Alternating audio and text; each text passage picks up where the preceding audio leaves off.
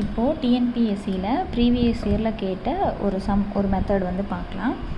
ஒரு எண்ணின் 12% அதிகரித்தால் 224 எண்ணில் அந்த எண்ணை காண்க அப்படின்னு கேட்டிருக்காங்க. ஓகேங்களா? இப்போது ஃபஸ்ட்டு ஒரு எண் வந்து எவ்வளவா இருக்கும்? 100% இருக்கும். 12% அதிகரித்தா அப்படின்னா 112% வந்தால் தான் 224 அப்படின்னு இருக்கும். அதோட ஒரிஜினல் வேல்யூ வந்து என்னென்னா 100% அப்படின்னு தான் நம்ம அஸ்யூம் பண்ணிக்கணும்.